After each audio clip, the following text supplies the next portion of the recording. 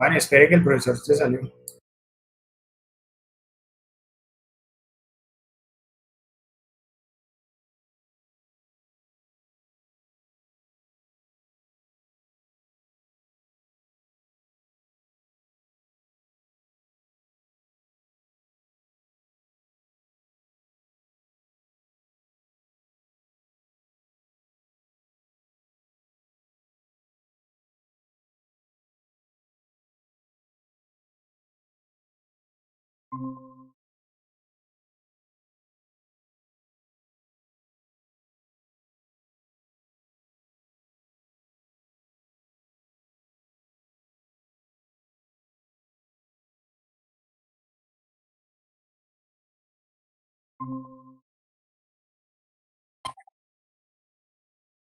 Hola,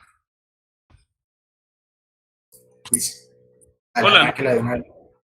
no me puedo salir de mi Gmail, acabo de darme cuenta. Si me salgo de Gmail se cae esta vaina.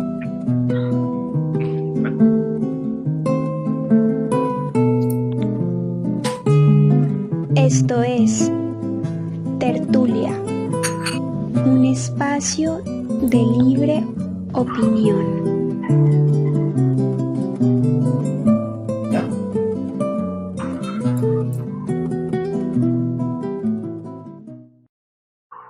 Estoy hablando yo.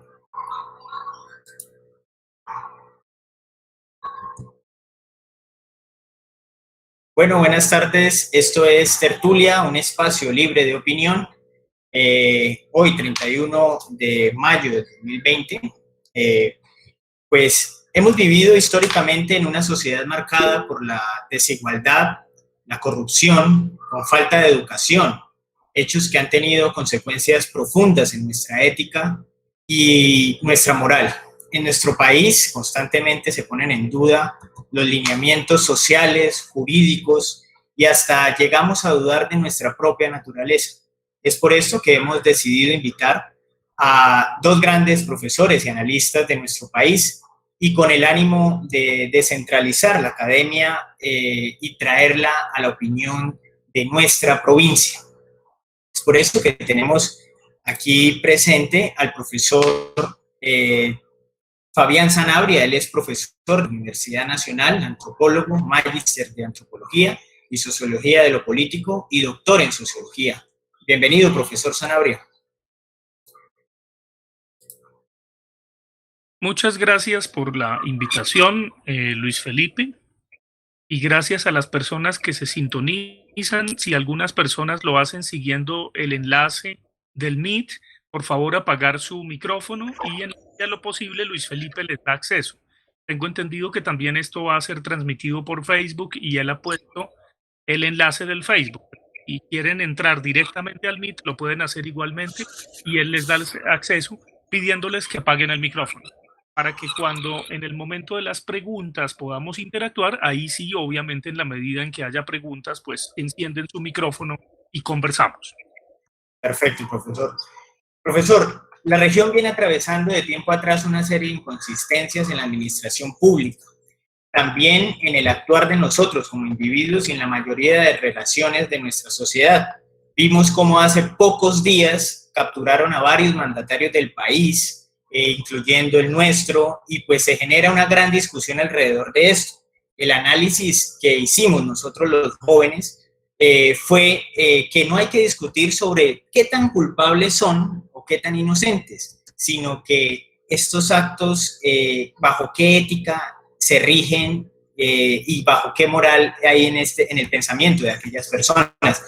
Es por eso que quiero empezar la tertulia con que usted nos aclare de una forma de nuestro diario vivir dónde encontramos la ética y dónde encontramos la moral. Sí, yo desde el comienzo quería hacer una aclaración y es que más que hablar de moral, quisiera hablar de ética, porque la moral es una palabra que proviene del latín mores, quiere decir costumbre. Esta es la raíz etimológica de la moral. Pues la moral evidentemente es una moneda de libre cambio. Dependiendo del momento y del contexto donde uno se encuentre, la moral puede ser muy distinta. le rogamos a una persona que ingresó que por favor apague su micrófono porque si no crea mucho ruido. Entonces, si no es imposible realizar la transmisión, por favor. Eso. Bien. Y creo que Luis Felipe puede, en el control de la gente que tiene acá, saber quién tiene el micrófono encendido para pedirle que lo apague. Sí, señor. Bueno, entonces les decía que la moral es una moneda de libre cambio, es, dijéramos, algo que se adapta, es un comportamiento que se adapta según el momento y el contexto, y obviamente, pues, lo que podemos llamar en un momento dado moral, amoral o inmoral puede variar según el momento y el contexto. Por ejemplo, hace 50 años seguramente era inmoral que una mujer usara en vez de minifalda bufanda en sus piernas. Seguramente quienes administraban la moral en ese momento le podían decir, si no te cambiaste, arreglamos. Entonces, obviamente, la moral varía, porque hoy día nadie se atrevería a decirle a una dama que es inmoral usar minifalda. Entonces, evidentemente, varía según el momento y según el contexto. Y podríamos hablar de las culturas. Lo que consideramos en un momento dado inmoral puede ser moral en otro momento, o si se ignora, esa costumbre puede ser amoral. Entonces, la moral es algo que, repito, es una moneda de libre cambio y obviamente la moral se presta justamente para que haya contradicciones en ella misma. Hay un filósofo que admiro mucho que es Federico Nietzsche, que escribió algo que me parece contundente para el pensamiento occidental, un libro que se llama Más allá del bien y del mal. Más allá del bien y del mal es más allá de la moral, más allá de lo que se considera universalmente bueno o universalmente malo, porque depende. Yo no podría establecer un categórico definitivo, por ejemplo, para un vaso de agua y decirles a ustedes que un vaso de agua es bueno, porque para un sediento es bueno, pero para un ahogado lo mata. Yo no podría decir de la misma manera que el aire es bueno, porque para los humanos o para las aves es bueno, pero a los peces los mata. Entonces, dependiendo del momento y del contexto, de lo que se usa, de lo que se acostumbra, de a lo que nos adaptamos, la moral puede corresponder o no corresponder. En ese sentido, también podríamos decir que en nuestro país y en muchos otros, pero particularmente en el nuestro, donde ha prevalecido desde hace mucho tiempo un cáncer que ha hecho metástasis, que es el cáncer de la corrupción, y esa estructura de la corrupción yo creo que ha permeado toda la moral de los colombianos, no solamente de los políticos, sino de los colombianos en general, por una razón muy sencilla, y es que hay un abismo, no una distancia, entre lo que se dice que se hace, lo que se debe hacer, perdón, que es la ley, lo que se dice que se hace, que es la moral, la costumbre, y lo que en realidad se practica, que es la cultura. En todas las sociedades obviamente hay una distancia entre lo que se debe hacer, la ley, entre lo que se dice que se hace, la moral, lo que se acostumbra a hacer, y lo que se acostumbre a decir que se hace, y lo que en realidad se practica, la cultura. Entonces, ese abismo entre ley, moral y cultura, que de algún modo sirvió de verdad de perogrullo para uno de los textos que sacó de Basil Bernstein, Antanas Mocus, antes de ser alcalde por primera vez de Bogotá, antes de lanzarse a la alcaldía de Bogotá, impulsado por Gustavo Petro. Ustedes recuerdan que fue Petro quien lo convenció después de que se bajó los pantalones en el auditorio León de Grave ante miles de estudiantes y le tocó renunciar porque este país justamente es tan pacato y tan godo que le pidió la renuncia. Justamente la moral actuó ahí. Recuerdo que en ese momento el rector de la Universidad de los Andes se llamaba Arturo Infante Villarreal, dijo que si el rector de la Nacional no renunciaba, por ese acto tan inmoral de mostrarle el culo a los estudiantes y por supuesto a través de una cámara de televisión a los colombianos y al mundo entero, porque eso le dio la vuelta al mundo. En eso Antanas, el Antanas Mockus de antaño era experto, como cuando se casó en un circo, siendo alcalde de Bogotá, eso llegó hasta el diario Le Monde y Die Spiegel y obviamente produjo noticias para el mundo. En ese sentido, no necesitaba de muy buenos asesores de prensa, sino su equipo más inmediato de damas que siempre lo acompañan, pues eran sus mejores asesoras. Entonces, obviamente, ante semejante acto inmoral, decía Arturo Infante Villarreal, rector de los Andes, si el rector de la Nacional no renuncia, él renunciaba. Ese fue su reto. Y en ese entonces había en la Universidad de Bonn un colombiano muy importante que ya falleció, que fue propuesto para dictar una cátedra que era la cátedra de hispanística en la Universidad de Bonn, eh, Rafael Gutiérrez Girardot, y fue propuesto por Borges para esa cátedra. Concedió una entrevista a una revista que fue o es la primera revista colombiana, que es la revista Cromos. La revista Cromos ha sido muy estigmatizada por la farándula que a veces publica y porque uno se la encuentra en una sala de peluquería, pero fue la primera revista de este país, como semanario propiamente dicho, mucho más importante antes que Semana o que Cambio o que las primeras revistas de Colombia. Entonces Rafael Gutiérrez Girardot concedió una entrevista a la revista Cromos y recuerdo que dijo que a él se le hacía muy extraño que el gerente de una universidad que por lo demás era una estafa, se refería a Arturo Infante Villarreal y a la Universidad de los Andes, dijera que si el rector de la universidad pública por haberse bajado los pantalones no renunciaba, él renunciaba.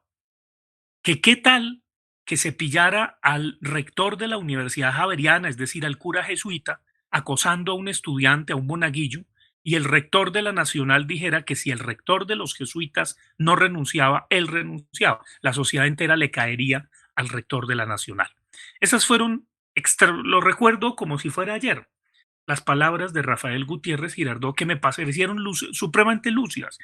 Y traigo a colación este evento porque lo leí en una peluquería, justamente mientras me cortaban el cabello, leí la revista Cromos y leí la entrevista de Rafael Gutiérrez Girardot, criticando ese gesto de Arturo Infante Villarreal, el rector de los Andes, decía de una universidad que por lo demás es una estafa. Era extraordinaria sus palabras. El profesor titular de la cátedra de hispanística en la Universidad de Bonn se refería en esos términos al rector de los Andes. Y obviamente lo dejó en ridículo, porque era ridícula la actitud moralista, de moralina tibia, podríamos decir hoy, del rector de ese entonces. Y obviamente pues los demás pues defendimos a Mockus. En ese momento Mockus era como el iconoclasta, era como la persona que todavía no había defraudado a los colombianos. Con el tiempo los defraudó porque se volvió neoliberal, sus numeritos se los hacía el equipo inmediato y terminó balanceando al expresidente Uribe en el Congreso y obviamente terminó siendo destituido del Congreso. Entonces ya es mejor que se dedique a escribir sus memorias porque desgraciadamente fue un fraude, esa iconoclastia, esa especie de manera de producir símbolos que fue una ilusión que creó inclusive la ilusión de la ola verde. Pero hoy día cuando uno ve la ola verde en manos de Sergio Fajardo o de Claudia Nayibe López Hernández en Bogotá, diciéndole a la gente que no se dice qué sino señora, con unos carteles dando clase a grito herido, evidentemente pues uno no le cree a la señora. Y uno le dice qué, obviamente. Entonces obviamente cuando uno ve un partido que ha sido de los más oportunistas, hay que subrayarlo, el Partido Verde, que de verde solo tiene los girasoles pintados en sus afiches y de ecológico. Es una farsa ecológica. El Partido Verde, hay que decir las cosas un poco como son, aunque les duela y aunque nos duela a los que en un momento dado creímos en la verdosidad de los verdes. Pero justamente ellos son los que más moralina tibia reparten y distribuyen en este país, que yo he dicho que es un país cacorro. Cuando digo que es un país cacorro, me refiero, y busquen esa entrevista, hace como 10 años lo dije, en unos videitos que se hicieron en Punto Colombia, unos canadienses. Y yo decía que este país es un país cacorro justamente porque es un temeroso país de asumirse en falta, de asumir su deseo. Entonces yo constataba, por ejemplo, en los aeropuertos, que había montones de colombianos todos temerosos y que en el fondo miraban al último peladito que pasaba, pero eran casados, gordos, barrigones, pero les daba mucho miedo asumir sus pulsiones homosexuales. Entonces, por eso decía que es un país cacorro, porque en Colombia nunca se asumirá el deseo en falta, porque evidentemente no somos suficientemente valientes como para reconocer nuestra vulnerabilidad y nuestros deseos. Y obviamente es un país machista, homofóbico, etcétera, etcétera. Entonces yo por eso señalaba que es un país cacorro, pero la cacorrada de Colombia está en su doble y triple moral. Cuando hablo de la doble y la triple moral, primero aclaremos qué es la doble moral. La doble moral justamente es hacer todo lo contrario de lo que la ley dice y decir que estoy haciendo todo lo contrario de lo que en realidad practico. Y decirlo de manera solapada. Si hay algo que es extraordinario de la doble moral colombiana es la solapadez. Yo no he encontrado otro país más solapado que Colombia. Entre otras cosas, por eso es que creo que aquí no se tumban presidentes, ni fiscales, ni esas cosas como en Perú. En Perú se tumbó presidentes y Fujimori, ese sí terminó en la cárcel, ese Matarife terminó en la cárcel. Y a ese sí se le puede decir Matarife y terminó en la cárcel y su hija Keiko también. Aquí eso jamás ocurrirá por nuestra solapadez y nuestra doble moral. Y entre otras cosas, la doble moral de los colombianos se concretiza en que si yo vi, si lo estaba viendo, estaba mirando para otro lado. Cuando le preguntan, ¿usted vio que lo mataron? Dice, no, yo estaba mirando para otro lado, qué casualidad. Es una especie de solapadez, pero esa solapadez se da desde el ciudadano de a pie y desde la señora que vende empanadas hasta el presidente de la República. Y obviamente el que tenemos es más solapado que cualquiera, porque es el promedio de lo más medio, medio, medio, mejor dicho, lo más multicentro que uno se pueda imaginar. ¿Qué puede salir de multicentro? Pues alguien terriblemente solapado y mediocre, como el bojote que tenemos de presidente, que ni siquiera camina como presidente, ni siquiera se sienta como presidente, ni siquiera habla como presidente. Y entonces todo el mundo sabe que es un mediocre, pero le lleva la cuerda. Y muchos dicen es que nos va a salvar. Es extraordinario. O sea, ese sería como un signo de la solapadez colombiana. Entonces esa es la doble moral. Hacer todo lo contrario, decir todo lo contrario de lo que se hace y hacer todo lo contrario de lo que se debe hacer. Pero existe la triple moral. Y la triple moral es fantástica. La triple moral es, y voy a poner un ejemplo, que la vemos en funcionarios públicos, en altos funcionarios públicos, que por ejemplo dicen que hay que ahorrar para las pensiones en protección y porvenir, porque protección y porvenir solo hay uno. Y ellos saben que tanto protección como porvenir, el uno del sindicato antioqueño y el otro de Luis Carlos Sarmiento, son una estafa. Son una estafa como la estafa de Arturo Infante Villarreal le dijo Gutiérrez Girardot en época en que dijo que si Mocus no renunciaba por haberse bajado los pantalones, él como rector de los Andes renunciaría. Entonces, evidentemente, ellos saben que protección y porvenir es para acrecentar las arcas del sindicato antioqueño y del cacao mayor, pero ellos se jubilan y ahorran en colpensiones. Entonces, esa es la triple moral. Ya no es la doble, es la triple, porque te dicen lo que es bueno, bello, recto y justo, pero ellos hacen todo lo contrario. Mandan una ley que de cárcel perpetua para violadores, pero al señor que violó a la niña Juliana, a él sí le rebajan las penas, porque es de su cochada. Entonces esa es la triple moral. Y hay una que se sintetiza claramente más la triple moral. Y es cuando un estudiante que es inquieto, que es transgresor, lo acusan de perverso y va donde el rector y obviamente le dice, deme otra oportunidad, padre. Supongamos que es un cura. El rector le dice, padre, deme otra oportunidad. Y el cura le dice, hijito mío, ¿cómo quisiera darte esa oportunidad? Pero es que el reglamento me lo prohíbe. Ese desgraciado que dice, es que el reglamento me lo prohíbe, que es un maldito, ¿para qué está ahí? ¿El poder para qué? Decía el maestro Echandía. Pues bien, este es un cafre. Los de triple moral son cafres porque se escudan en la ley, se escudan en el derecho, un poco como los que usurpan el nombre de mi gato Abelardo, que me tienen indignado porque Abelardo se llama mi gato que está dormido, entre otras cosas, y se despierta, se los presento, pero mi gato no se llama Abelardo a secas, se llama Pedro Abelardo, en honor al filósofo Pedro Abelardo que se enamoró de Eloísa y que tuvo un maldito monje que le tuvo mucha envidia, que fue San Bernardo. A ese sí lo canonizaron. Y San Bernardo le hizo la guerra hasta que lo mandó castrar porque no concebía que Abelardo se hubiera enamorado de Eloísa y se hubiera metido al convento un poco para estar con su amada Eloísa. Eso viene desde el medioevo. Pero Pedro Abelardo es el filósofo que dijéramos vincula a Occidente con el mundo árabe, con las matemáticas, etcétera, etcétera. Entonces, en honor a Pedro Abelardo fue que yo puse a mi gato Pedro Abelardo. Obviamente le digo Abelardo por economía de palabras, pero cuando está muy cansón le digo Pedro Abelardo y entiende mucho mejor. Entonces cierro ese paréntesis y vuelvo señalándoles que justamente el problema de Colombia es que hay no solamente la doble, sino la triple moral, un desajuste fundamental entre lo que se debe hacer, la ley, lo que se dice que se hace y lo que en realidad se practica, la cultura. Por el lado de lo que en realidad se practica a partir de la cultura, estaría lo que los filósofos griegos llamaban el ethos, es decir, el acto humano.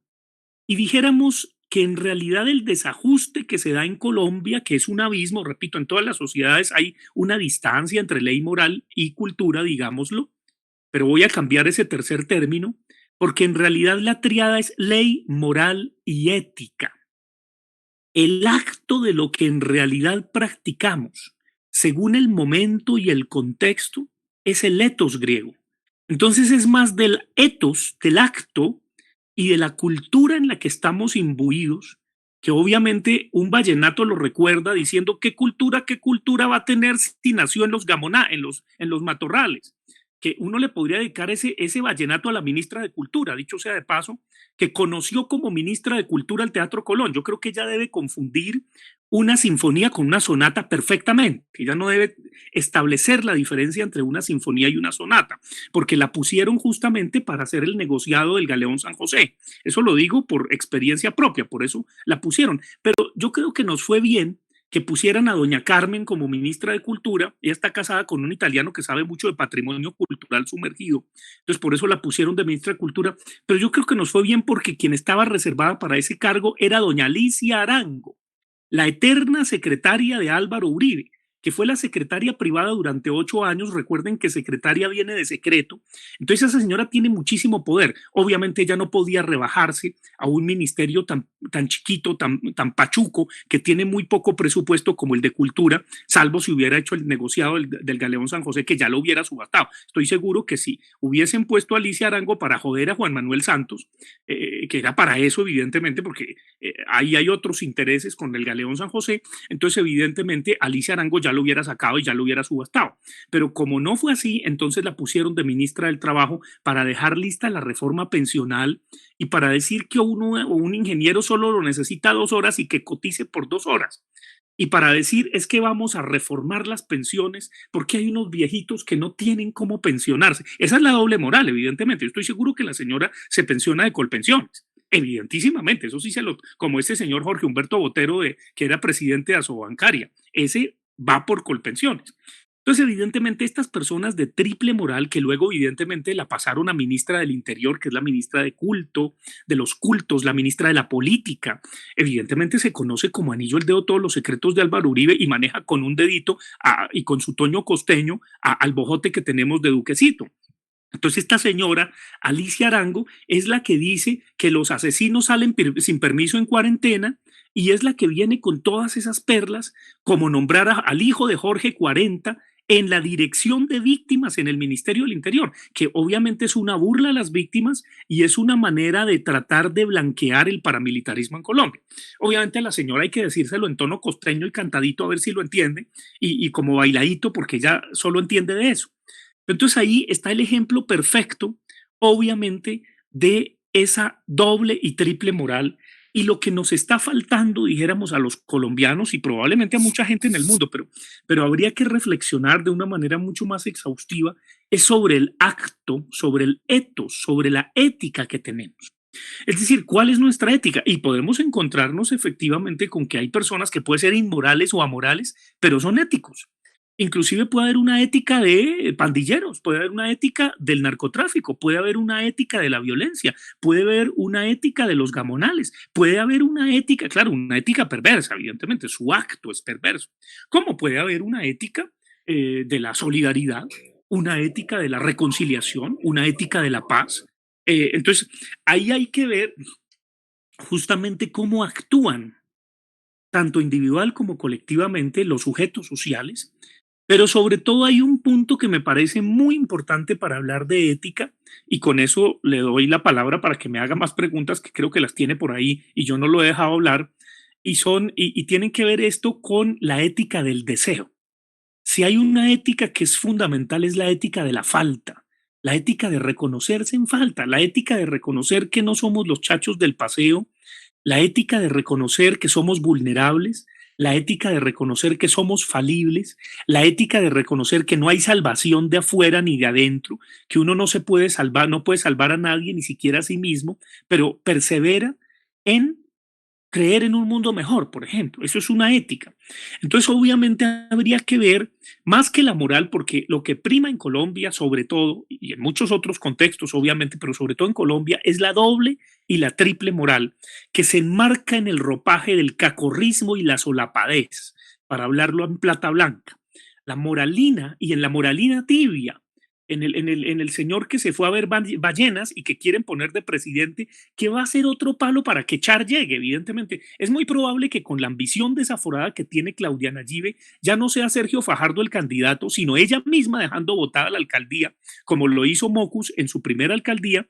Al final estábamos en el proceso 8000, entonces él dijo, Samper se cae y a mí me van a elegir porque yo hago payasadas. Entonces obviamente se lanzó a la presidencia y dejó votada la alcaldía y terminó de fórmula vicepresidencial de Noemí Sanín, hágame el favor. Eso hay que recordar la historia. Entonces muchos, inclusive fabricantes de opinión, están diciendo que hay que considerar el nombre de Claudia Nayibe López Hernández para presidenta, que porque nos está salvando ya del coronavirus, cuando evidentemente el coronavirus le cayó como a Duque, como anillo al dedo, porque gracias al coronavirus ya no se va a hablar de ñeñe política, ya no se va a hablar de la mediocridad ramplona y rampante de este bojote Duquecito, como no se va a hablar del metro de Bogotá. Entonces Claudia Nayibe se salvó de hacer el metro, pues gracias al coronavirus. Entonces, como nos está salvando, entonces ya la quieren presidenciable, ya la presidencializan. Entonces, obviamente no me extrañaría que dejara votada la alcaldía y que evidentemente se convierta en el palo en la rueda para que no llegue la izquierda y gane obviamente Char, porque eso es lo que ocurre.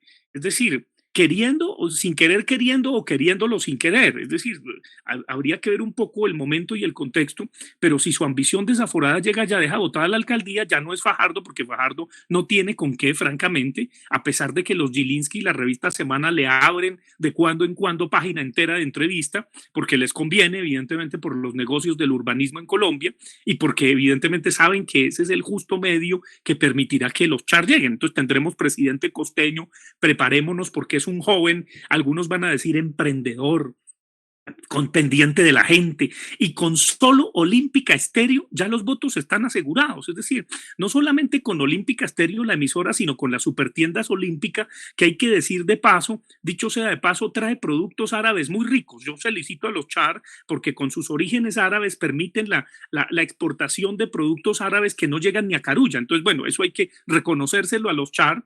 Y entonces evidentemente seguramente Alexito Char, que es todo joven y todo bello y todo papito, entonces lo van a tener de presidente, pero debo decir que, bueno, aunque a veces uno se equivoca, yo juraba y perjuraba y mordía tierra que en Colombia no iba a haber un ser más mediocre que Andrés Pastrana, y lo tenemos al Duquecito. Entonces casi que me atrevería a decir que no puede haber más mediocre que el Duquecito, pero podríamos tener, por ejemplo, a Sergio Fajardo. Yo no creo que Char sea tan mediocre, pero bueno, va uno a saber. Entonces, con eso cierro, un poco para señalar, repito, que de moral y de moralina tibia y solapada no voy a hablar porque eso es lo que más abunda y todos la conocemos, y ese es como el ropaje que encubre la corrupción y que hay muchas formas de corrupción. La universidad ha externado con presencia de la tía Martuchis, como le dice el caricaturista, lanzó los 6 o 5 tomos sobre la corrupción antes de que empezara el confinamiento, hace como un año y pico, y ahí está muy clara en esa investigación del externado las diversas formas de corrupción pública, privada, sectorial y la puerta giratoria entre lo público y lo privado, que eso valdría una conferencia, podríamos hablar de ello, ni más faltaba, pero quisiera hablar de ética un poco, no para ser Jorge Duque Linares, ni para hablar en términos propositivos, porque me repugnan los Jorge Duque Linares que casi que se estiran la sonrisa para decir hay que sonreír todo el tiempo. Eso es una ridiculez. Uno no tiene por qué estar como si fuera un empleado de Disney sonriéndole a cada turista diciendo, ay, ok. No, no, eso es una imbecilidad. Entonces yo no soy Jorge Duque Linares, pero sí me gustaría hablar de la ética del deseo, de la ética del cuidado de sí y obviamente también, ¿por qué no?, del cuidado del otro, sin ser la Madre Teresa, por supuesto. Entonces ahí les dejo en remojo todo este banquete que se adelanta en la tertulia, pero me parecía muy importante como dar ese contexto y yo no sabía que iba a empezar evocando esa anécdota de Arturo Infante Villarreal y de Rafael Gutiérrez Girardot, pero que en paz descanse, pero se me hace genial lo que decía en ese entonces, hace ya más de 20 años, Rafael Gutiérrez Girardot. Muchas gracias, profesor, por esta introducción que nos viene dando. Dentro de este contexto democrático y todo este entramado de liderazgos que nos ha mostrado, existe una clase política que tiene por objeto representar a la sociedad, obrando por el bienestar y el bien común del pueblo. La corrupción altera esta relación y la clase política pues se ve afectada. ¿Por qué existe, profesor, este aislamiento entre clase política y sociedad? En términos más concretos, ¿por qué la sociedad sigue hacia un lado y la clase política sigue hacia otro y ninguno de los dos interactúan? Pues a grandes rasgos, ¿no? Bueno, yo diría que todo eso es bien complejo, o sea, no me atrevería sino a hacer un esquema de esa realidad, pero grosso modo diría que esa situación se da porque este país, desde la más temprana república, fue administrado como una finca. Entonces, uno de los graves errores que se tuvo desde el comienzo de la naciente república fue poner la capital tan lejos del mar. En parte por el pánico que producían las enfermedades tropicales, pero en parte porque no había más papistas que el Papa que los españoles nacidos en América, es decir, los criollos, al punto de que los indios y negros, en ese entonces se les llamaba indios y negros, fueron los primeros que se opusieron a la independencia de España, porque los indios y los negros dijeron, si nos independizamos de España, nos va a ir peor con los criollos que con los españoles, y tenían toda la razón. Cuando fui decano de la Facultad de Ciencias Humanas de la Universidad Nacional, hicimos un enorme encuentro de historiadores del Cono Sur y de Europa también que nos acompañaron. Y obviamente el objetivo de ese encuentro historiográfico era tratar de entender por qué los negros y los indios fueron los que más se opusieron a la independencia de América, de España. ¿Por qué? Y obviamente la respuesta es esa, la digo muy esquemática, porque les iría peor con los criollos que con los españoles.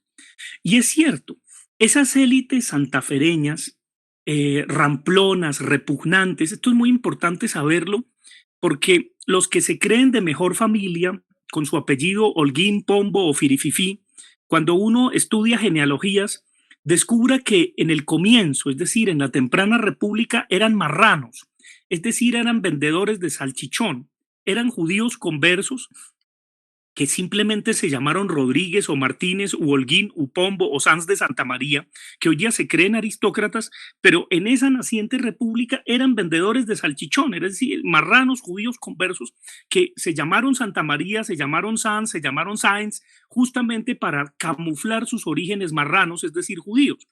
Entonces, evidentemente, estos personajes que se creen de la aristocracia, pues en el comienzo nunca fueron, eran marranos. Entonces, eso es muy interesante, porque obviamente estos criollos, es decir, estas élites nacidas en América, eran racistas y clasistas y terriblemente centralistas. Cuando uno evalúa con cuidado lo que produjo o lo que produjeron dos intelectuales de la época entre el Congreso de Cúcuta y el Congreso de Angostura, es decir, entre 1810 y 1818, que están los dos congresos, hablando sobre un momento de la historia de la naciente república que se llamó la patria boba, La Patria Boba fue una época entre 1810 y 1816 que no fue tan boba, porque en esa época la Gran Colombia, que todavía no era la Gran Colombia, pero la Nueva Granada independiente, se preguntó, o mejor, los intelectuales de la época se preguntaron, bueno, ya que nos independizamos de España, ya pasó el grito de independencia que se dio en el Museo del Florero y evidentemente todo lo que el mito reconstruye, ¿qué forma de gobierno nos vamos a dar? Esa es una pregunta fundamental que se hicieron los padres fundadores de la República, de lo que luego sería Colombia, pues porque Colombia no siempre fue Colombia. Primero fue la Gran Colombia, primero la Nueva Granada, la Gran Colombia, los Estados Unidos de Colombia, y luego pues este país que perdió Panamá, que perdió Perú, que perdió Venezuela, etcétera, etcétera, y obviamente se desintegró y se fragmentó el sueño de Bolívar y terminamos siendo un país fragmentado. Entonces, esa pregunta de qué forma de gobierno nos vamos a dar es una pregunta muy importante. Y había dos referentes. Un referente que era el referente centralista de corte francés, que era como el más adecuado por la traducción de los derechos del hombre y del ciudadano hechos por don Antonio Nariño, y al mismo tiempo como lo más inmediato, más bien, más que lo más adecuado, era la opción más inmediata, centralista, para desocuparse de la provincia y de las lejanías apartadas, de los rincones apartados del territorio, pero el otro modelo era el modelo de mirar hacia la Constitución de Filadelfia que le dio la independencia a los Estados Unidos de América, que era el modelo federalista. Y entonces entre don Antonio Nariño y don Camilo Torres, no el cura guerrillero, sino Camilo Torres, el prócer de la independencia, se turnaron un poco como en el Frente Nacional, pero en un periodo mucho más pequeño, entre centralistas y federalistas. Y terminó triunfando el centralismo. Yo creo que ese fue uno de los graves errores de la naciente república. Pero, repito, terminó el centralismo por idea inmediata y por comodidad. Y dos intelectuales entre 1810 y 1818, entre los dos congresos, se preguntan ¿por qué optamos por una forma centralista de gobierno y si no fuera conveniente cambiar esa forma de gobierno? Y ambos, que son José Vicente Azuero y Miguel de Pombo, llegan a una extraordinaria conclusión. La conclusión es que no se puede cambiar la forma centralista de gobierno porque los padres fundadores de la naciente república no aceptan la diversidad ni el mestizaje, porque la diversidad y el mestizaje se ve como un obstáculo para el progreso. Entonces, uno de los horrores de este país es que desde el comienzo no se aceptó distinto, no se aceptó de color, no se aceptó diverso, no se aceptó plural.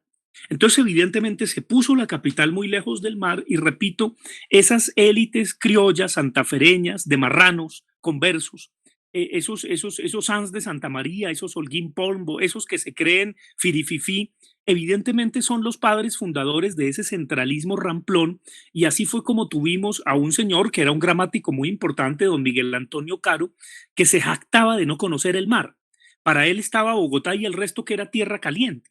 Eso fue lo que tuvimos como presidentes, y entonces ese centralismo ramplón se impuso, y por eso es que este país nunca se aceptó como un país de regiones. Ese es uno de los graves, dijéramos, problemas estructurales que tenemos y que evidentemente ya no vamos a solucionar. Ya nos toca convivir con eso. Entonces, por eso los desarrollos regionales se dan a geometría variable.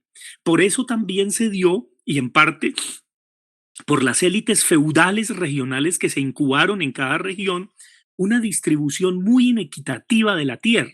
En Colombia jamás habrá una verdadera reforma agraria, obviamente eso es completamente utópico, distópico, ya eso no se va a dar, y menos en esta vuelta al gamonalismo y al paramilitarismo y a la ganadería intensiva, en donde hay tantos millones de hectáreas que se dedican a la ganadería y que no son para el cultivo. Entonces, evidentemente hay una injusticia social feroz que se desprende de ahí, pero al mismo tiempo podríamos decir que este país vivió entre guerras. Cuando uno sigue la historia de Colombia, trata de sacudir cuando no hubo violencia, y obviamente si uno estableciera como un análisis en Excel o en Atlas T, pareciera que durante 4 años en toda la historia de Colombia, como en promedio ponderado, no ha habido tanto muerto, pero el resto de este país ha sido muy violento y ha vivido de guerra en guerra y de guerra en guerra, y obviamente estaban los liberales, los conservadores, los chulavitas, los cachiporros, etcétera, etcétera, y la violencia en Colombia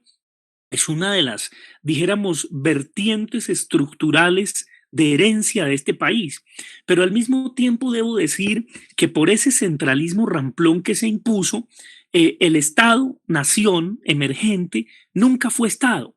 Nosotros somos hijos de un papá violador y de una mamá violada abandonada. Eso es lo que hay en el origen de Colombia, también de América, pero de Colombia sobre todo. Y entonces, obviamente, hay una profunda orfandad. Y las labores que debía representar Papá Estado no las representó Papá Estado y tampoco las pudo representar la sociedad o la mamá nación. No, las representó fue Mamá Iglesia, porque en este país no hubo una separación de poderes entre la Iglesia y el Estado y no había cómo hacerla, porque entonces se dio fue un concubinato o un amangualamiento entre Papá Estado y Mamá Iglesia, no Mamá Nación, como en otros países, en México, en Argentina, etcétera, hubo separación de poderes, hubo secularización y laicidad. Nosotros no. Eso nos hace completamente distintos. Entonces, Mamá Iglesia desempeñó las labores de madre cabeza de familia. Y aunque no seamos católicos, dijéramos practicantes, cultural e históricamente la Iglesia sí cumplió una función muy importante, por lo menos en 4 aspectos. Su presencia en los territorios más apartados. Allá evidentemente las misiones de los capuchinos, de los franciscanos, de los dominicos, de los hermanos maristas llegaron y obviamente evangelizaron a las comunidades indígenas. Yo no sé si con una mano en el breviario y en la otra el látigo, pero lo cierto es que allá evangelizaron a los indígenas y obviamente en los territorios apartados se consideraron tierras de misión. Después de mucho tiempo hubo concordatos y acuerdos con el Ministerio del Interior, entre otras cosas, lo que hoy es el Ministerio del Interior, que antes se llamaba de Gobierno, para que el Instituto Lingüístico de Verano y los protestantes evangelizaran también a esas comunidades. Pero fundamentalmente la Iglesia fue hegemónica en esa labor de tener presencia en los territorios más apartados. En segundo lugar, la identificación de los ciudadanos. La identificación de los ciudadanos estuvo en manos de la Iglesia, porque más valía la partida de bautismo que el registro civil de nacimiento. La Registraduría Nacional del Estado Civil, para poder actualizar sus archivos hace 30 años, tuvo que ir a los archivos parroquiales. Entonces era mucho más importante la identidad del bautismo y la identidad del matrimonio católico de los padres, y es por eso que tenemos esa grecoquimbayada de usar los 2 apellidos. Usamos los 2 apellidos como un sesgo para demostrarle al mundo que no somos hijos naturales, sino hijos legítimos. Es decir, que nuestros taitas se casaron por la Iglesia Santa, Católica y Apostólica. Entonces, por eso es que en este país usamos los 2 apellidos, o se suele usar los 2 apellidos, para no ser hijos naturales. Y obviamente eso no ocurre en otros países. En otros países usted elige el apellido de su papá o el de su mamá, inclusive lo puede elegir. Entonces, pero nosotros tenemos esa greco-quimbayada, que es un inconsciente de la cosa católica, porque era más importante el matrimonio católico que el matrimonio civil. Y podríamos decir también la partida de defunción. Era más importante que se celebrara una misa enterrando a un difunto que el registro notarial. Entonces la Iglesia cumplió esa función de identidad. Segunda función. La tercera más importante de la Iglesia fue la educación. Desde la colonia, las escuelas, los colegios, las universidades de élite estuvieron en manos de la Iglesia Católica. Entonces la Iglesia educó a las élites del país, al punto de que la venerable Conferencia Episcopal me invitó a dictarles una conferencia a los monseñores obispos de Colombia hace como 2 años, y antes de salir a la colación, a la pausa, les dije: monseñores, yo les tengo a ustedes una pregunta. Ustedes que están aquí en retiro, ustedes educaron a la mayoría de élites de Colombia, ¿cierto? Me dijeron sí.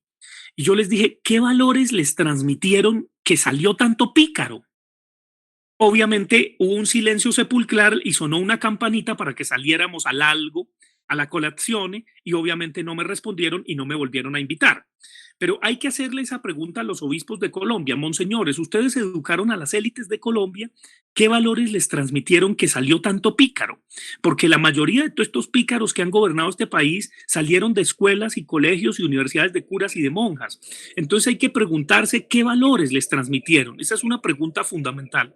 Entonces ese es el tercer elemento identitario de la Iglesia. Y el cuarto son las obras de benevolato y de beneficencia. Los hermanos hospitalarios de San Juan de Dios introdujeron la medicina en Colombia. todos los barrios obreros, el bachillerato por radio, ni más faltaba. Las Lauritas desempeñaron una labor muy importante y yo soy fan de la Madre Laura porque la Madre Laura se agarró con buena parte de la aristocracia paisa, que de aristócrata no tiene nada, evidentemente, pero logró, inclusive peleando con Monseñor Builes, evangelizar a más de una comunidad indígena. Y es muy interesante la Madre Laura porque la Madre Laura entró gorda al convento. Parecía un tanque soviético. El problema de la Madre Laura es que nos la photoshopeó la W y el Éxito para adelgazarla, porque como todo es fitness, hasta las santas tienen que ser fitness, y en la medallita que canonizaron y que generalmente es la que uno encuentra en las tiendas de santos, parece una virgencita del Pilar, pero no, la Madre Laura importante era gorda, como una gorda de Botero, y además entró al convento por despecho. La Madre Laura la acusaron de haber casi que acosado sexualmente a una alumna. Esto es interesantísimo. La Madre Laura es una escritora, es la primera feminista de Colombia. Claro, las feministas no les gustará eso, pero porque no la han leído. Pero la Madre Laura es regia. Entonces yo soy fan de la Madre Laura, pero la gorda, no la flaquita esa que photoshopeó el Éxito y la W y Julio Sánchez Cristo. Esa no tiene nada que ver con los milagros.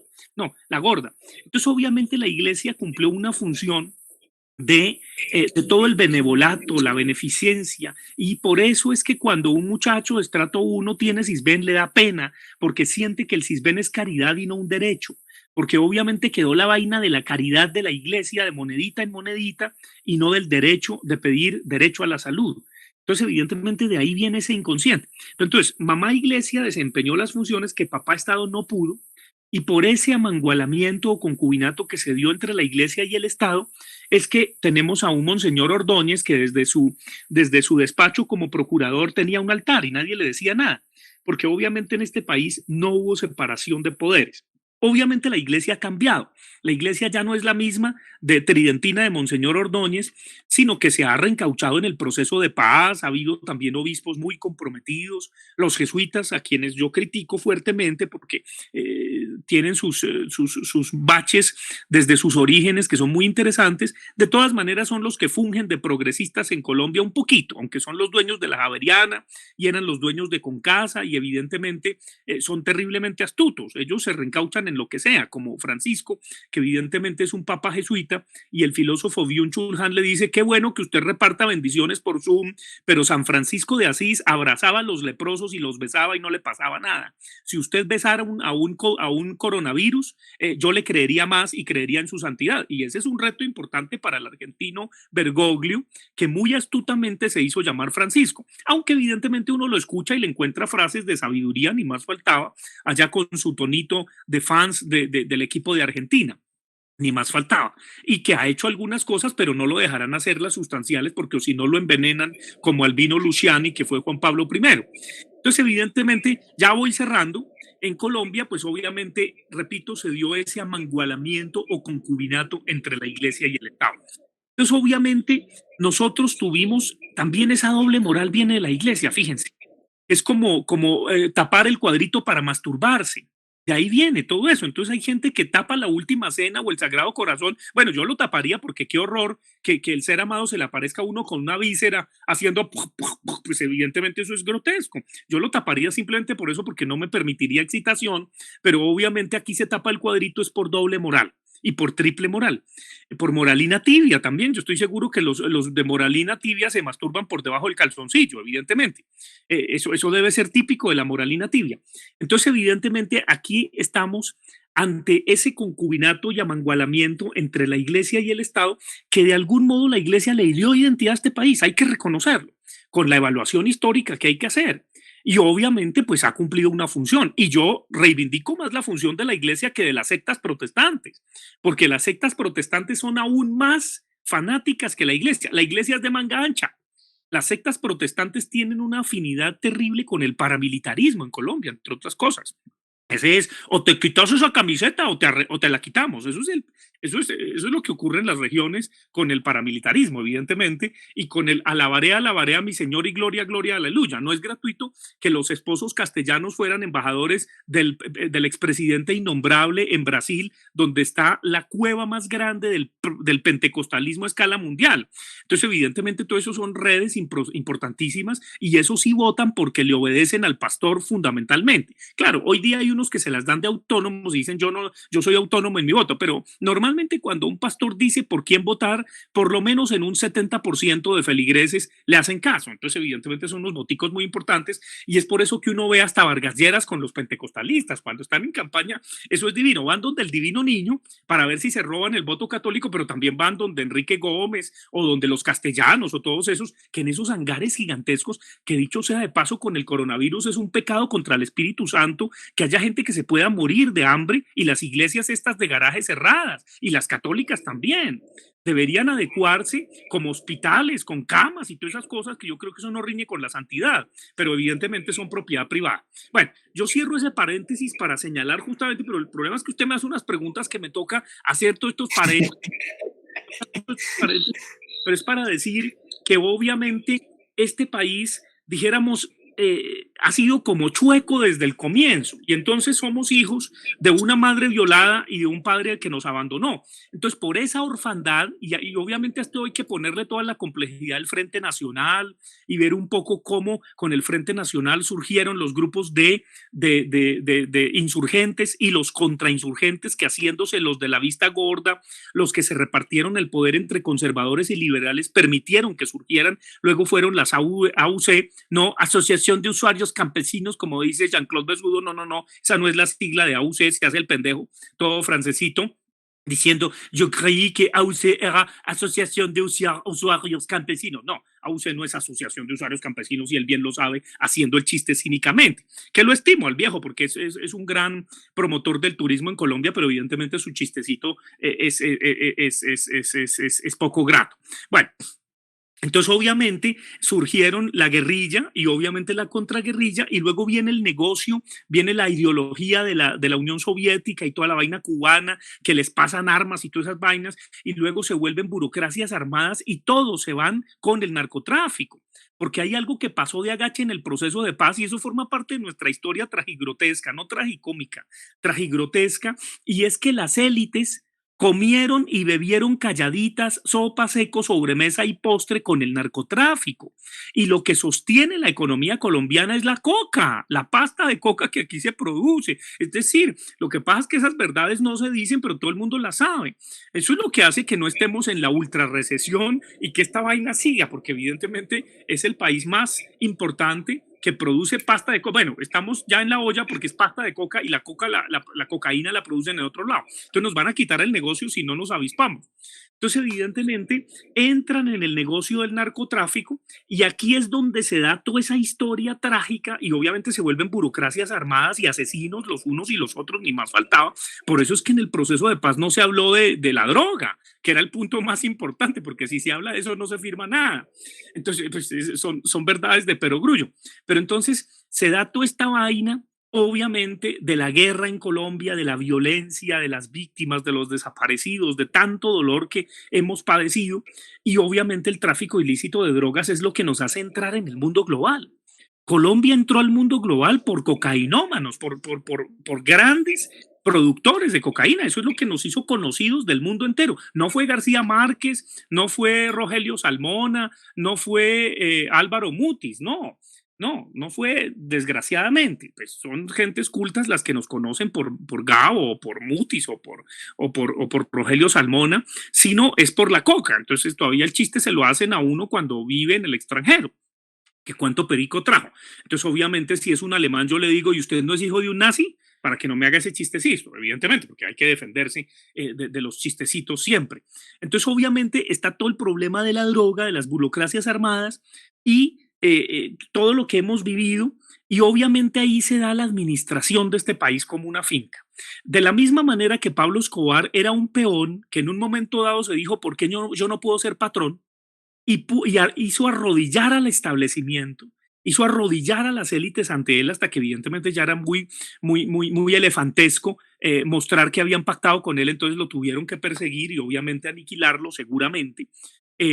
Entonces, lo mismo ocurrió con un intermediario entre el patrón y los peones, que es el gamonal. El gamonal es el que reparte su riago y que dice, mano grande y corazón firme. Ese gamonal, ese amito, ese es el intermediario entre lo legal y lo ilegal en Colombia. Eso es una cosa que habría que entenderlo porque obviamente es muy importante, no por él, sino por lo que representa. Entonces, obviamente estamos asistiendo, repito, a una administración de un país como una finca en donde indudablemente se lo tomó la mafia, la ilegalidad, la corrupción, en donde yo diría que está tan podrido todo que ni siquiera cerrando el Congreso y volviéndolo a abrir, volverían a la misma tramoya. Hay que entender lo trágico de nuestra historia.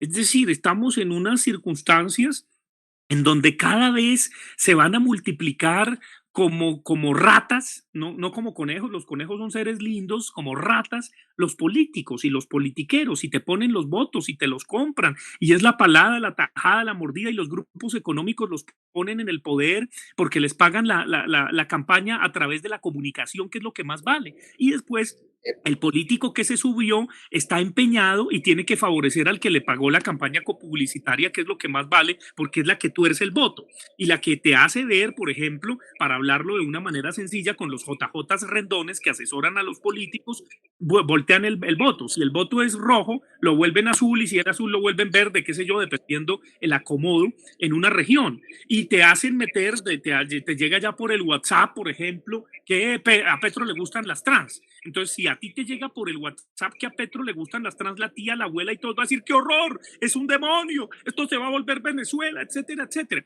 Habría que de pronto crear una contracampaña diciendo que el innombrable es un viejo cacorro. Entonces, de pronto eso sí haría que tambaleara, pero ni siquiera los crímenes que le puedan demostrar al innombrable van a tumbarlo. Pero decir que es impotente o que tienes que usar Viagra o que le gustan los pelados, de pronto eso ayudaría, porque es que este país se mueve así. Este país se mueve por imaginarios, este país se mueve por telenovelas tipo Topacio, Cristal o Los ricos también lloran, y nos tienen con un guión de telenovela permanente. Eso es lo que, y entonces político que llega, el cambio está con él, la salvación está conmigo, yo te voy a ayudar, hasta repartiendo mercaditos, usan nuestros impuestos, dizque como si fuera dones de ellos, no, son de nuestros impuestos, con eso hacen populismo. Entonces, eso es parte de todo esto que, dijéramos, es un desastre sin remedio, pero hay una gran ventaja, y es que uno no se aburre en Colombia. Esto es extraordinario porque sí, eso es como el gran panorama. Ahora, yo me distancio porque con este tono que uso y con esta radiografía van a decir que soy como Fernando Vallejo. Yo a Fernando Vallejo lo quiero mucho, es un gran escritor paisa que admiro, pero dijéramos, hay una diferencia con él. Yo creo que él no confiesa sus gozos de Colombia. Y yo creo que este país es muy gocetas. Aquí hay mucha resiliencia, hay una capacidad de reinvención enorme y obviamente hay mucho erotismo, mucha sensualidad en medio de todo este cacorrismo que hay también.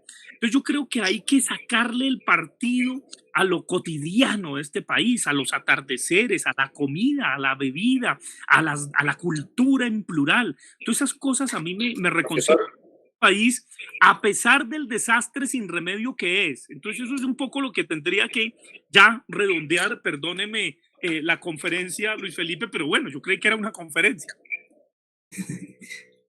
Profesor, ya después de ese contexto que nos da de Colombia y todo lo que conllevan estos liderazgos y la corrupción, y esto último que usted a lo que se refirió, que es los medios de comunicación y todo, sabemos que están en manos de un grupo reducido de personas, de familias con poder económico. Hace algunos años la opinión pública se debatía entre guerras, masacres, malos o buenos. Ahora se dejó evidenciar la corrupción como tema a tratar en estos medios de comunicación. La pregunta es, profesor, ¿cuál cree usted que es el interés que el tema esté altamente difundido en la sociedad, teniendo en cuenta que la responsabilidad que tienen estas familias de poder económico en la corrupción es importante? No sé, ¿es una forma de normalizarlo en la opinión pública? Sí, yo creo que es un regodeo cínico. Es un regodeo cínico porque los propietarios de los medios, de los semanarios, de las cadenas de televisión, de todas las doble blues, que yo llamo doble blues ahora, porque evidentemente yo no los oigo, me entrevistan, pero no los oigo. Y me entrevistan en televisión, pero yo no veo televisión, evidentemente, por salud mental, simplemente. Y me quitaron el Twitter por decir tantas verdades en este país, porque el Twitter me lo bloquearon. Fui más indigno que el expresidente innombrable, el que sí se lo devolvieron. Y me lo quitaron porque hacía un llamado para que se quemaran muñecos de año viejo con la jeta de los políticos corruptos en cada región. Entonces dijeron que eso era una incitación al odio. Y por eso los moralistas de Twitter, que pasan toda la pornografía del mundo, me quitaron el Twitter. Pero bueno, ahora soy más libre sin Twitter, felizmente, porque me dedico a escribir y a leer y a jugar con mi gato Abelardo. Entonces, obviamente, sí, es un regodeo cínico. Es un regodeo cínico y ellos lo saben, porque eso dijéramos, cuando se habla tanto de algo, uno termina por olvidarlo, termina por volverse banal. Entonces eso es lo que ocurre con la corrupción, con la politiquería, con el narcotráfico, con todas esas cosas. Por eso yo, la invitación que le hago a los colombianos en este confinamiento es que se desconecten de RCN, de Caracol, de la Doble Blue, de todos estos babosos que son los primeros cuñados de la nación, de todos estos arribistas, ¿no? Hay que desconectarse de ellos, hay que despreciarlos, no hay que sembrar odio. No, yo no hago un llamado al odio, sino al desprecio. Nada más grato que despreciar a los políticos corruptos, a los medios corruptos y sobre todo dedicarse a lo esencial. ¿Qué es lo esencial? Prepararse un buen ajiaco, un buen sancocho, que no se queme el arroz, hacer bien el amor, eso es esencial, no tener culpas. Y si obviamente usted se da cuenta que ya es hora de que se divorcie de ese baboso o de ese babosa con la que convive porque todo fue una apariencia, pues que en el posconfinamiento se divorcien. Ya la familia que reza unida no va a permanecer unida. Entonces dejemos todas estas telarañas que tenemos en la cabeza. Yo creo que eso es muy importante para ser un poco más libres, un poco menos, a ver, ¿cómo dijera? Sí, menos esclavitud. Yo creo que profunda libertad y en ese sentido yo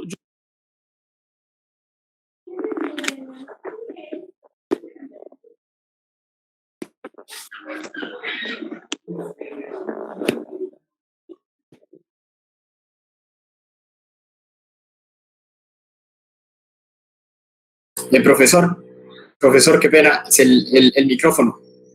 Sí, si la gente le apuesta a una especie de espiritualidad, de reivindicar lo cotidiano, de preocuparse por lo esencial, yo creo que es más libre. Es decir, a los políticos deberíamos casi que, si los tuviéramos al lado, preguntarles, perdóneme, ¿usted en qué telenovela es que trabaja? Y así los rebajaríamos. Son seres realmente despreciables en un altísimo porcentaje. Yo sé que hay excepciones.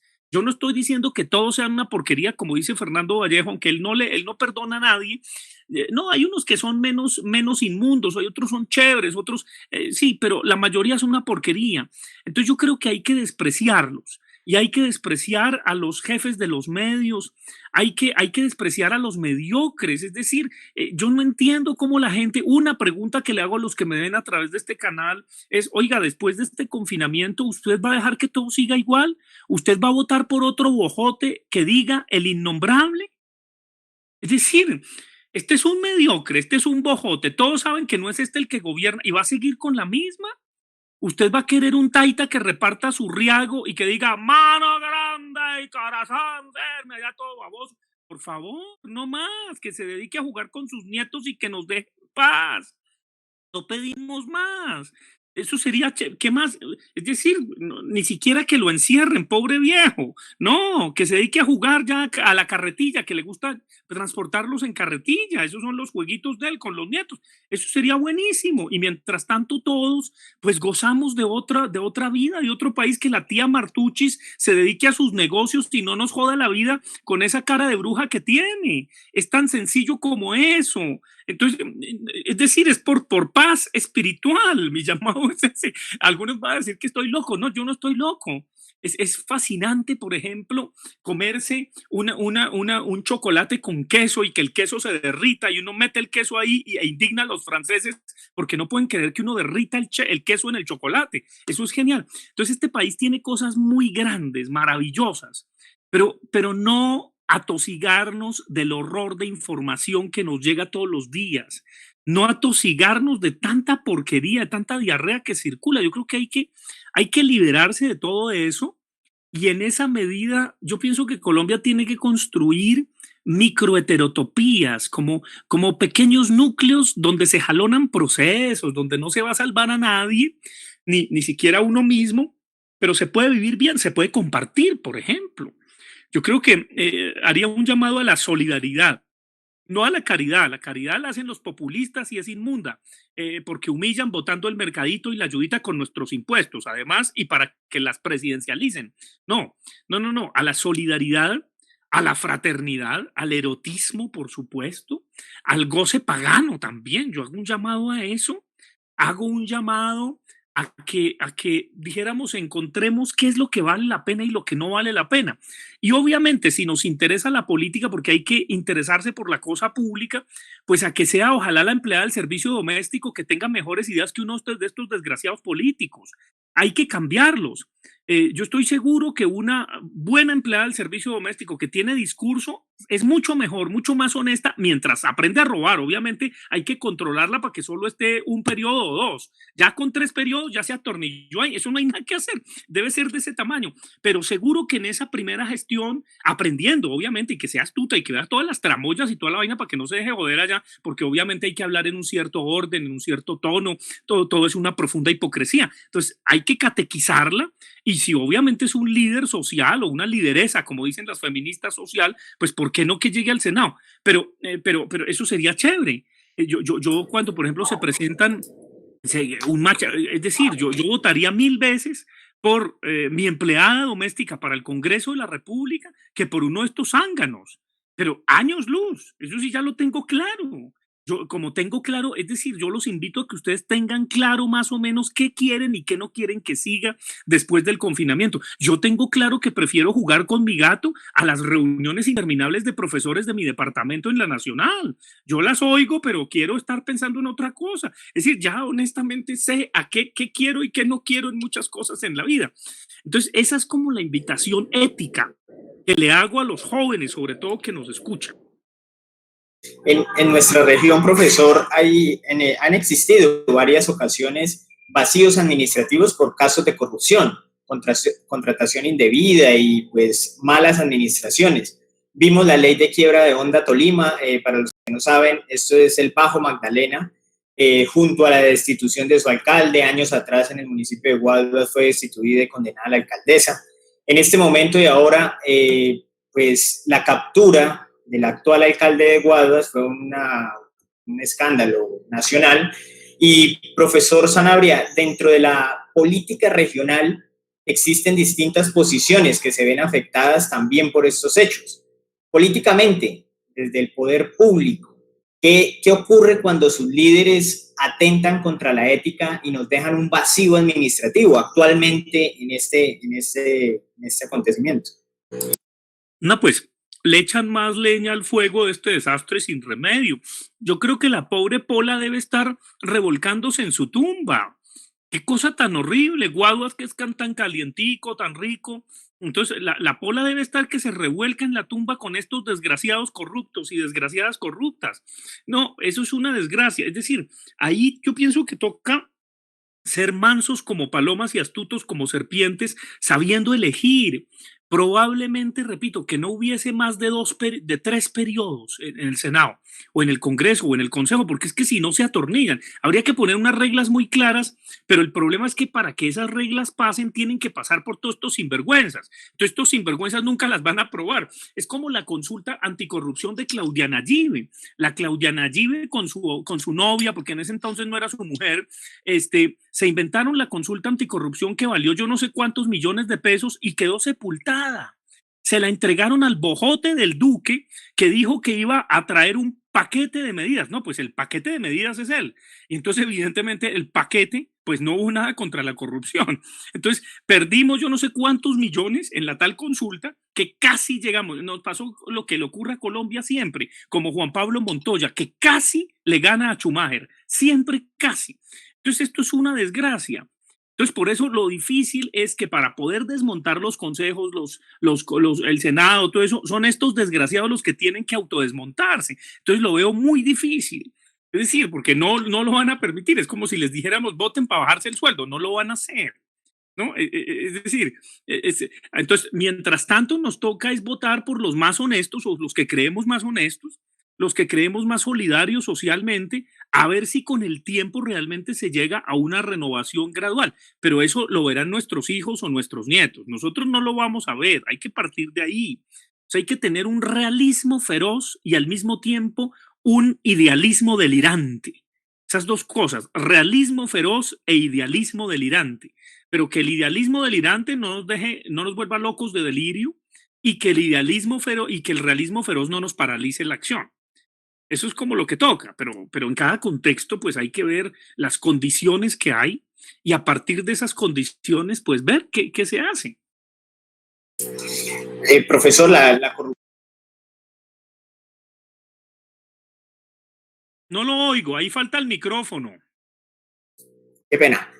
La corrupción no solo toca a Colombia. Últimamente vimos cómo el escándalo de la constructora Odebrecht salpicó a varios países de Sudamérica. En Brasil condenaron a su presidente, lo decía ahorita con el tema de Perú, un presidente en Brasil, el más carismático, creería yo. En Perú logran condenar e imputar a sus expresidentes. En Colombia el narcotráfico pone un presidente en el poder, aquel del proceso 8000, y pues se crean grupos al margen de la ley para darle poder a otro. Existen clanes de compras de votos y no pasa nada. ¿Por qué en Colombia impera la impunidad frente a esos actos de corrupción? Ustedes tienen un ejemplo claro internacional donde se ha podido superar esta situación.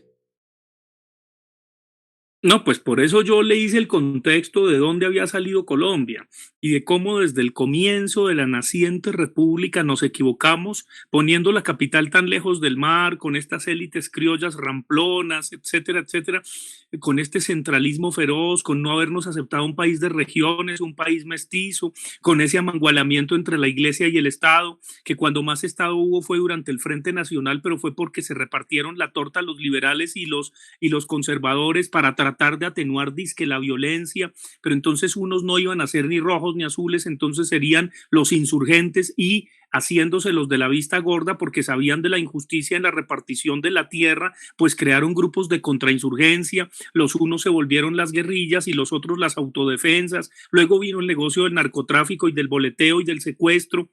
Los unos se nutrieron de la ideología de Cuba y de la URSS y los otros evidentemente defendiendo a sus patrones y hacían alianzas, todavía las hacen entre ejército, guerrilla y paramilitares. Es decir, antes de que se van a dar plomo en un pueblo, se toman el petaco de cerveza en la única tienda que hay y luego van a darse plomo. No, pero es decir, de una misma familia en Colombia salía un hijo para el ejército, que es el más bobo, otro para las autodefensas y otro para la FARC. No, pues es que esa es la historia de este país. Es decir, obvio, yo estoy simplificando, todo esto es mucho más complejo, pero indudablemente, es decir, hay que entender que Colombia, dijéramos, somos hijos de una profunda orfandad y que hay cosas que no van a tener remedio. Es decir, a Colombia le pasa lo que le pasa a la víctima de un narcisista perverso. La víctima de un narcisista perverso, esto es muy importante. Yo voy a hacer una metáfora aquí, espero no desafiar a los psicoanalistas que son más competentes que yo. Pero, ¿qué es un narcisista perverso? Un narcisista perverso es alguien que te seduce porque sabe y te selecciona cuidadosamente porque sabe que tienes una profunda carencia. Y a partir de ahí, cuando te selecciona el narcisista perverso, te seduce. Tú sientes que llegó el amor de tu vida, que es la media naranja, que, mejor dicho, porque eres tú, porque soy yo, porque estamos hechos el uno para el otro. La niña dice, este es el hombre de mi vida. El muchacho dice, esta es la mujer de mi vida con la que quiero tener una familia. O el otro que es homosexual dice, este es mi macho, etcétera, etcétera. O esta es mi hembra, la lesbiana, yo qué sé. Entonces, dice, esta es mi media naranja. Entonces, dura una época de seducción, ¿de acuerdo? Pero con el tiempo empieza a cambiar a una segunda fase esa época de seducción y este seductor o seductora que es el narcisista perverso empieza a maltratar psicológicamente a la víctima y empieza a humillarla, empieza a no contestarle los mensajes, empieza a dejarla en visto, empieza a triangular con otras parejas, empieza a hacerle infiel, empieza a maltratarla psicológicamente, empieza a desesperarla. Y la seducida dice, no puede ser que haya cambiado de un día para otro, si era el amor de mi vida, ¿qué estará pasando? Y no lo puede dejar. No hay quien le hable y le diga, mire, ese tipo no le conviene. No. Está completamente enquistado en él o en ella, se ha apoderado de él o de ella, ha sacado partido de él o de ella el narcisista perverso. Entonces, evidentemente, a partir de ahí ha esclavizado a su víctima. El narcisista perverso se vuelve amo y el esclavo no tiene sino que darle todo lo que el amo pida. Entonces, es muy difícil desapegarse de eso. Es muy difícil tomar conciencia de eso porque eso produce un gocecito casi que sadomasoquista entre el amo y el esclavo, entre el narcisista perverso y la víctima, hasta que con el tiempo puede que se dé que el narcisista perverso consiga otra pareja y entonces abandone a esta y esta poco a poco en medio de su dolor se dé cuenta de que la habían engañado. Pero eso toma mucho tiempo. No es de un día para otro, queda vuelta a nada, pero con el tiempo puede crear un proceso de resiliencia, cortando definitivamente con ese narcisista perverso que lo que hizo lo hizo de manera no consciente y no tan voluntaria, aunque fríamente calculó a partir de su trastorno el hacerle daño a la otra persona, porque así él se salvaba de su profunda vulnerabilidad, de su profunda falta, de su profundo dolor que seguramente a él le practicaron en la más temprana infancia. Seguramente fue maltratado, seguramente fue abandonado, seguramente la mamá se quedó gozando con él, seguramente no le pusieron límites también. Entonces, evidentemente, ese es el origen del narcisista perverso, que es como un amo perverso. Yo diría que el gamonal que tenemos de Matarife en este país es el narcisista perverso de Colombia. Y Colombia se ha subyugado a este gamonal. No es el problema del gamonal, sino lo que él representa. Y es lo más difícil de liberarse, porque obviamente tiene un séquito de personas, de borregos, que quieren que su legado se perpetúe y ya conocen la fórmula. Entonces la aplican de manera perfecta en las regiones, en las alcaldías, en las gobernaciones, en el campo político, en la ilegalidad. Entonces, obviamente, lograr detectar el horror que produce un narcisista perverso, porque obviamente estábamos huérfanos como hijos de este país, de esta nación, es muy difícil, no es evidente. Pero si no lo hacemos ahora, puede ser demasiado tarde para el tiempo que sigue pasando. Entonces ese es el problema, dijéramos, estructural, psicoanalítico, por decirlo, con esta metáfora de lo que le ocurre a Colombia. Colombia es la víctima de un narcisista perverso.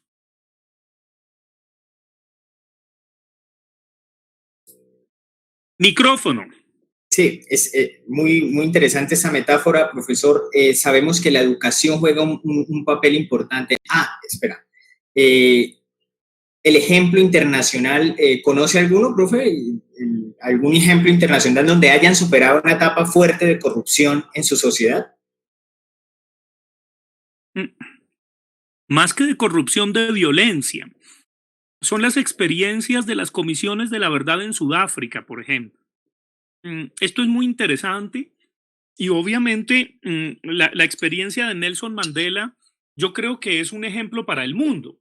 Lo que a mí me aterra es que estos tramoyeros de la extrema derecha que se hacen pasar por centro y que de democrático no tiene nada su partido, quieren vendernos ahora a Uribito como el Nelson Mandela colombiano.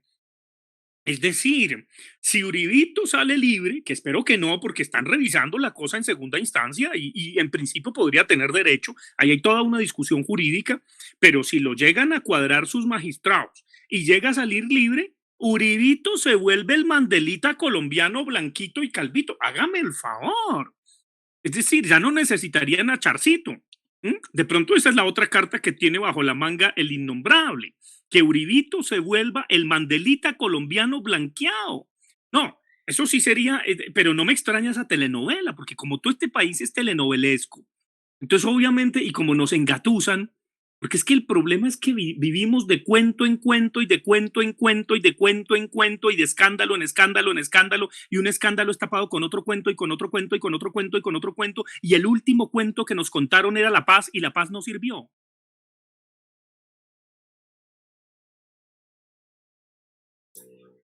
Sí, señor. Profesor, sabemos que la educación juega un papel importante dentro de toda esta conciencia en contra de la corrupción y en contra de la moral, a través de la moral y de la ética. Desde un punto de vista político o sociológico, ¿qué solución o plan de mejora nos recomienda a nosotros como sociedad para afrontarla? Aparte de la educación, ¿no? En el día a día de cada uno. Mire, yo hago una llamado a la cotidianidad. Yo hago un llamado a la ecología. Yo hago un llamado a cosas muy sencillas. Por ejemplo, ahorita que la gente está deprimida o que están que se matan porque viven en espacios muy reducidos y no se aguantan, entonces le pregunto, o que el muchachito está deprimido porque ya no le responden por WhatsApp los mensajes, la novia lo va a dejar o ya va a dejar a la novia porque se está engatusando con otra o con otro.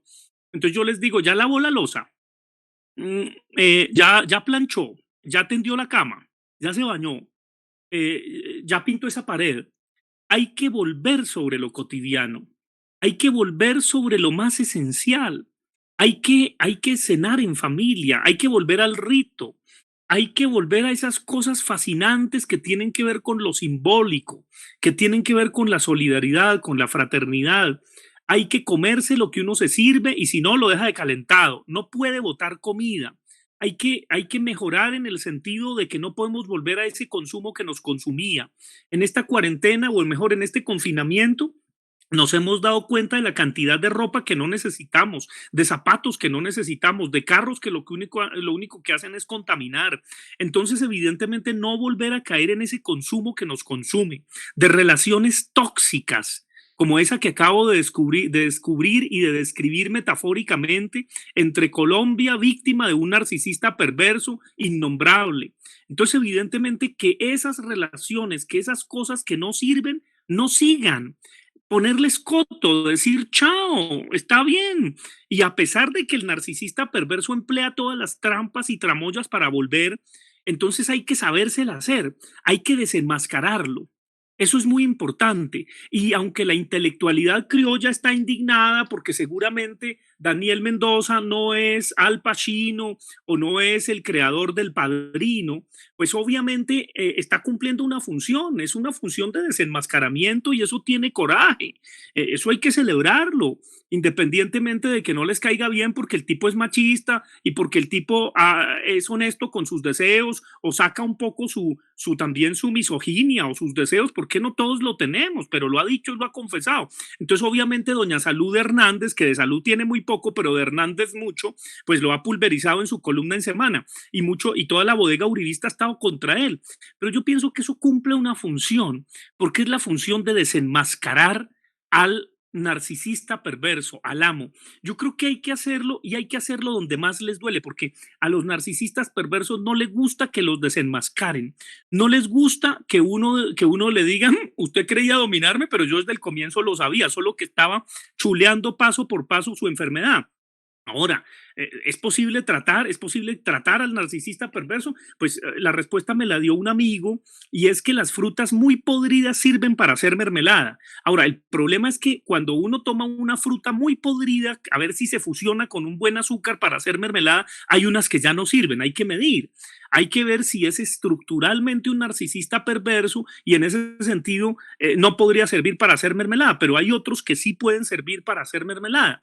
Entonces eso es una cosa lenta, lenta, gradual, pero repito, mis consejos, si me los piden, es decir, ¿cuáles son las soluciones? No, pues estar en lo cotidiano, en la cultura en plural. Sí, la educación es una apuesta fundamental, pero no como nos la pintan tampoco, pero es una apuesta de libertad. Yo creo que eso es lo más importante.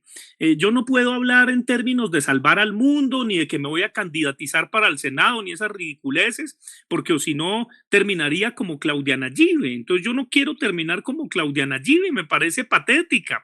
Yo la admiré mucho porque me acuerdo cuando tuvimos ese encuentro con el expresidente innombrable de la Universidad Jorge Tadeo Lozano, que le hicimos una buena encerrona y él nos respondió a todos. Eso sí, es un orador impresionante y todo innombrable, llegó a darnos la mano y toda la vaina. Me acuerdo que el rector era José Fernando Izaza, la decana era Natalia Springer, que después supimos que se llamaba era Tocarruncho, porque este país es así. Entonces, obviamente, eso, mírenlo, eso está grabado por la semana de ese entonces, que todavía tenía algo que ya los Gilinski le quitaron, porque es que ya la revista Semana quedó sepultada. Aquí ya no hay revistas de opinión, eso ya uno no sirve ni siquiera para limpiarse, porque obviamente las páginas ni siquiera permiten la suavidad para que uno se limpie con ella. Entonces es una desgracia. ¿Cómo será que los Danieles ya se fueron de ahí, ya se largaron de ahí? Entonces, evidentemente, no, ya no hay cómo. Pero entonces es un llamado a lo cotidiano, a la vida, a un viva la vida, a ser mansos como como palomas y astutos como serpientes, optando en lo político, a una espiritualidad, al erotismo, a no negar el cuerpo, y el cuerpo se niega creyendo que el único cuerpo es el cuerpo fitness, el cuerpo de la yayita mágica, que es la yayita que mide 90, 60, 90 y tiene tetas y culo de silicona, al lado del traqueto, que es el vigoréxico, que es un enano empaquetado que tiene piernas chiquitas y el supermúsculo todo tatuado y que saca ese músculo a punta de proteína chiviada. Entonces, evidentemente, es como esa conciencia integral que hay que tener. En la medida en que uno tiene esa conciencia integral, no va a sufrir por los centímetros de menos ni por los kilos de más. Obvio, va a hacer ejercicio por vanidad, por un poco de hedonismo, no tanto narcisismo, pero un poco de hedonismo, pero no de una manera estrafalaria y de una manera que se sienta inconforme con su cuerpo. Entonces yo creo que son cosas como del coquito, del 1A, que no nos lo enseñan en la escuela, ni en el colegio, ni en la universidad. Se me está acabando la batería de mi computador y yo creo que por ahí en unos 5 minutos me toca cortar porque esto se acabó. Me toca trastearme. ¿Hasta qué horas va esto? Yo no tengo ni idea. No, profe, ya podríamos hacer una pregunta que hicieron una persona del público que nos está mirando. Decirle al público que los que quieran, pues me pueden seguir a través de las redes sociales, busquen Fabián Sanabria, tengo mi canal de YouTube y toda esta vaina, o a través del Facebook, Fabián Sanabria Fabián. No tengo Twitter porque me censuraron en Twitter, ya lo saben, ya ni modos, pero eso me ha servido mucho para jugar con el gato. He pensado abrir una nueva cuenta, de pronto a nombre de mi gato Pedro Abelardo, no sé si lo haga, pero cuando la haga, pues ahí se verá. Entonces dele con la pregunta porque esto se va a acabar. Profesor, una persona que desee participar en procesos políticos transparentes en cualquier región del país, ¿qué camino debe tomar? Yo creo que es el camino de hablar sin desparpajo, decir las cosas pan, pan, vino, vino, como dicen en Santander.